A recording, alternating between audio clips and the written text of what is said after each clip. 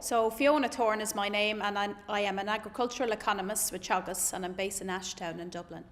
And today at the Outlook 2017 conference, I was talking about the situation and outlook for inputs for all agricultural commodities, and then with a special focus on the situation and the outlook for cereal farms.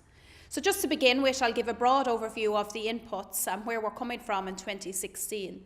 And I suppose the main headlines for inputs, which we've all seen in the newspapers this year in 2016, two of the main inputs in the agricultural sector, fuel and fertiliser, both declining, given a reduction in costs per hectare for our main agricultural commodities.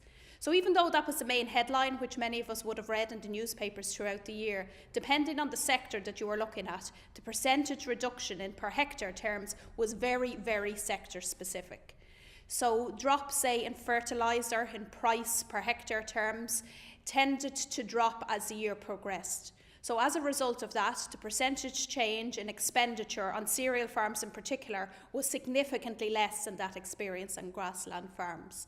So even though the headline figure for 2016 for our key inputs was one of reduction, on a total cost basis, because of increases in other overhead cost items, costs in a lot of agricultural sectors by enterprise actually didn't change that much in 2016. Another factor which we need to take into account in 2016 is in relation to the dairy sector.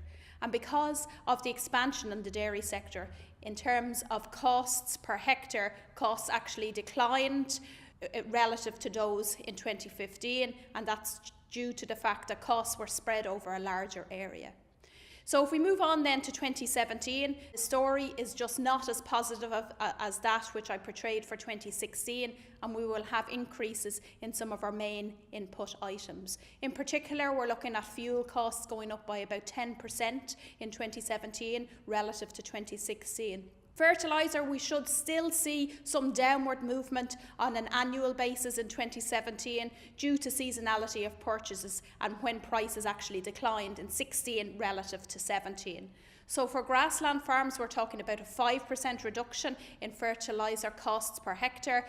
For cereal farms, more of a significant decline, about 15% reduction in costs per hectare for cereal farms. So some good news there on the input side. So if we move forward then, and what are the implications of those inputs for one of our main agricultural sectors, which is the crop sector, which I outlined results on today.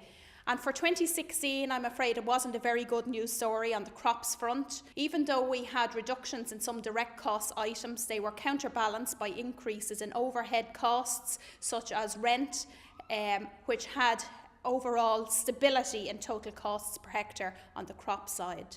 On the output value side in 2016, it really was a bad situation. We had a reduction in yields and a reduction in the price of cereals paid at harvest time. So what did this mean for net margins on cereal farms? It was actually quite a negative storyline in general, with gross margins reducing anywhere between 100 and 250 euros per hectare, depending on the crop that you were looking at. And on top of those gross margins, when you take away the overhead costs, net margins declined even further. And the average cereal farmer in Ireland in 2016 would struggle to return a positive net margin, meaning for all of the work that they put in for growing the crop, they would actually make a negative return from the marketplace and have to eat into their single farm payment to keep going. If we move forward then into 2017 for the crop side, there is some good news story. There is some upward tick in cereal prices when we look at futures prices at the moment, with cereal prices up about 8% for harvest 2017 relative to 2016. It is very early to tell what the yields might look like at harvest 2017. But what we do is that we revert to trend yields for 2017, and that's a mixed news story, with some crops increasing in yields and some crops decreasing. But overall, because of the price increase that we are forecasting, output value should increase on cereal farms in 2017. and couple that output value story with what is happening on the cost side, we should see an increase in gross margins and net margins for the average cereal farmer in 2017.